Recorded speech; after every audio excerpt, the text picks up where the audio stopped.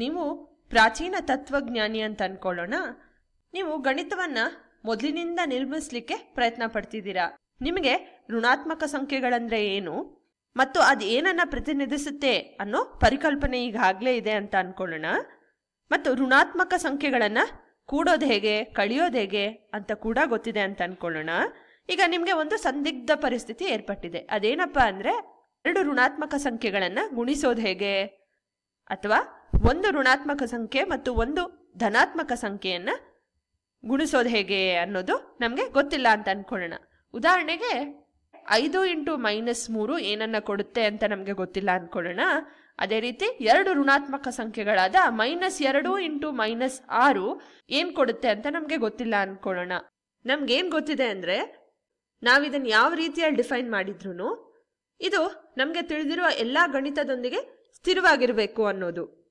ಮುಖ್ಯವಾಗಿ ಗುಣಾಕಾರದ ಎಲ್ಲಾ ಗುಣಲಕ್ಷಣಗಳನ್ನ ಪೂರೈಸ್ತಿರ್ಬೇಕು ಅನ್ನೋದು. ಈಗ 5 × -3 ಏನಾಗತ್ತೆ ಅಂತ ತಿಳ್ಕೊಳ್ಳಿಕ್ಕೆ ಪ್ರಯತ್ನ ಪಡೋಣ.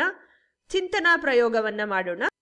5 × -3 ಏನ್ ಕೊಡ್ಬೋದು ಅಂತ ತಿಳ್ಕೊಳ್ಳಿಕ್ಕೆ ನಾವು ಚಿಂತನೆ ಮಾಡ್ತಾ ಒಂದು ಪ್ರಯೋಗವನ್ನ ಮಾಡೋಣ. ಅಂದ್ರೆ 5 × +3 + -3 ಏನನ್ ಕೊಡುತ್ತೆ ಅಂತ ನಾವು ನೋಡಿದ್ರೆ, ಒಂದು ಧನಾತ್ಮಕ ಸಂಖ್ಯೆಯನ್ನ ಒಂದು ಋಣಾತ್ಮಕ ಸಂಖ್ಯೆಯ ಜೊತೆ ಕೂಡಿಸಿದ್ರೆ ನಮ್ಗೆ ಸಿಗೋ ಉತ್ತರ 0 ಆಗಿರುತ್ತೆ ಅಂತ ನಮ್ಗೆ ತಿಳಿದಿದೆ.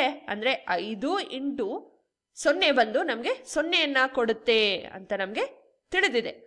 ಹಾಗಾಗಿ ನಾವು ಈ ಎಡಬದಿಯಲ್ಲಿ ವಿತರಣಾ ನಿಯಮವನ್ನ ಬಳಸ್ಕೊಂಡು ಹೇಗೆ ಬರ್ಕೊಳ್ಬೋದು, 5 × 3 + 5 × -3 ಅಂತ ಬರ್ಕೊಳ್ಬೋದು. ಇದು 0ಗೆ ಸಮವಾಗಿರ್ಬೇಕು. 5 × 3 ಬಂದು 15 ಅಂತ ನಮ್ಗೆ ತಿಳಿದಿದೆ. ಪ್ಲಸ್ 5 × -3 ಹಾಗೆ ಬರ್ಕೊಳ್ಳೋಣ. ಇದು ನಮ್ಗೆ 0ಯನ್ನ ಕೊಡ್ಬೇಕು. ಅಂದ್ರೆ 15ರ ಜೊತೆ ಏನನ್ನ ಕೂಡಿದ್ರೆ ನಮ್ಗೆ 0 ಸಿಗುತ್ತೆ ಅಂತ ಒಮ್ಮೆ ಆಲೋಚನೆ ಮಾಡಿ ನೋಡಿ. 15ರ ಜೊತೆ -15ಅನ್ನ ಸೇರಿಸಿದ್ರೆ ನಮ್ಗೆ ಸಿಗೋ ಉತ್ತರ 0 ಆಗಿರುತ್ತೆ. ಹಾಗಾಗಿ ಈ ಗುಣಾಕಾರ ಅಂದ್ರೆ 5 × -3 ಬಂದು ಒಂದು ಋಣಾತ್ಮಕ ಸಂಖ್ಯೆಯನ್ನ ಉತ್ತರವಾಗಿ ಕೊಡುತ್ತೆ. ಉತ್ತರ ಬಂದು -15 ಆಗಿರುತ್ತೆ. ಇದನ್ನ ಮತ್ತೊಂದು ವಿಧಾನದಲ್ಲಿ ಅರ್ಥ ಮಾಡ್ಕೊಳ್ಳೋದಾದ್ರೆ, -3ಅನ್ನ ನಾವು 5 ಬಾರಿ ಕೂಡಿಸಿದ್ರೆ, ಸಂಕಲನ ಮಾಡಿದ್ರೆ ನಮ್ಗೆ -15 ಉತ್ತರವಾಗಿ ಸಿಗುತ್ತೆ ಅಂತ ಹೇಳಿ. ಹಾಗಾಗಿ ಒಂದು ಧನಾತ್ಮಕ ಸಂಖ್ಯೆಯನ್ನ ಮತ್ತೊಂದು ಋಣಾತ್ಮಕ ಸಂಖ್ಯೆಯ ಜೊತೆ ಗುಣಾಕಾರ ಮಾಡುವಾಗ ನಮ್ಗೆ ಸಿಗೋ ಉತ್ತರ ಒಂದು ಋಣಾತ್ಮಕ ಸಂಖ್ಯೆ ಆಗಿರುತ್ತೆ. ಈಗ ಎರಡನೇ ಸಂದಿಗ್ಧ ಪರಿಸ್ಥಿತಿ ಏರ್ಪಟ್ಟಿದೆ. ನಮ್ಗೆ -2 × -6 ಏನನ್ನ ಕೊಡುತ್ತೆ ಅಂತ ನಮ್ಗೆ ತಿಳ್ಕೊಳ್ಬೇಕಾಗಿದೆ. ಈ ಒಂದು ಪ್ರಕರಣಕ್ಕೆ ಹಲವಾರು ರೀತಿಯ ಪರಿಕಲ್ಪನೆಗಳಿದೆ. ಅದರಲ್ಲಿ ಒಂದು ಪರಿಕಲ್ಪನೆಯನ್ನ ನಾವು ಈ ವಿಡಿಯೋದಲ್ಲಿ ಅರ್ಥ ಮಾಡ್ಕೊಳ್ಳೋಣ. ಅಂದ್ರೆ ಈಗಾಗಲೇ ನಾವು ಬರ್ಕೊಂಡ ರೀತಿಯಲ್ಲಿ -2 × 6 + -6 ಅಂದ್ರೆ 6ಅನ್ನ -6ರ ಜೊತೆ ಕೂಡಿಸಿದ್ರೆ ಸಿಗೋ ಉತ್ತರ 0 ಅಂತ ಗೊತ್ತಿದೆ. ಹಾಗಾಗಿ -2 × 0 0ಯನ್ನ ಕೊಡುತ್ತೆ.